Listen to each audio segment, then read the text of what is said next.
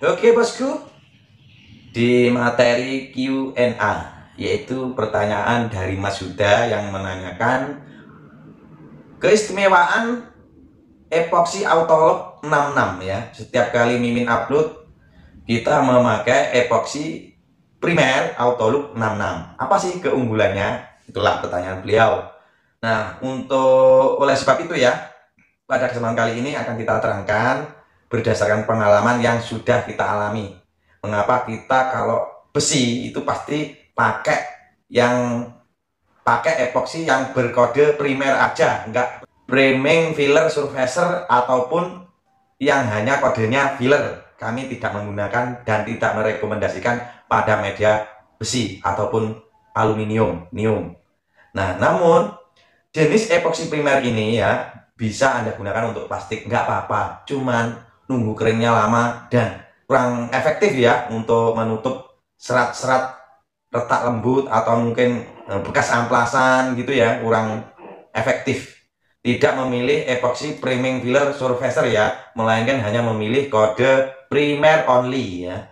Nah begini ceritanya, pada suatu ketika ada orang ngecatkan rangka LE King dan rangka Yamaha Mio ya, kalau nggak salah ya, ingat saya itu. Berhubung job kita ngecat mobil itu banyak, akhirnya rangka itu terbengkalai dan adapun eh, konsumennya itu pun nyantai, nggak pernah bertanya, sudah nyampe apa catnya sudah nggak pernah bertanya ya, lama nggak menghubungi kami. Namun kedua rangka tersebut sudah kami epoksi, kebetulan yang RE King itu kita epoksi pakai Autolook 66 tipe primer, dan yang satunya mohon maaf tidak saya sebutkan mereknya ya, itu pakai kode filler saja. Nah, apakah nggak diamplas? Kami amplas ya, sampai bekas seperti akar cacing gitu loh. Karet kan biasanya gelembung terus ada bekas jalan cacing seperti itu ya. Itu sudah kami amplas. Namun yang unik di rangka RE King-nya itu nggak timbul lagi. Namun kalau untuk yang kodenya filler aja itu sudah budukan lagi ya. Bekas jalan karat yang dulu itu timbul lagi, lembung maneh. Nah dari situ kami memutuskan untuk selalu memakai epoxy primer karena hasilnya lebih kuat. Nah terus untuk meyakinkan pemirsa bisa melakukan riset sendiri ya, beli 3 macam epoxy ya. Satu epoxy primer aja, merek terserah ya, asal primer.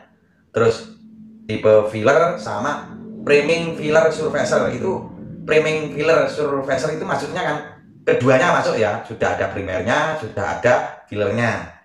Nah ini produk baru memangnya, namun bila mana Anda semprotkan pada media itu silahkan uji dengan amplas baru 500 atau 400 ya gridnya. Anda amplas itu serasa keras banget kalau primer, ngoyong amplasnya.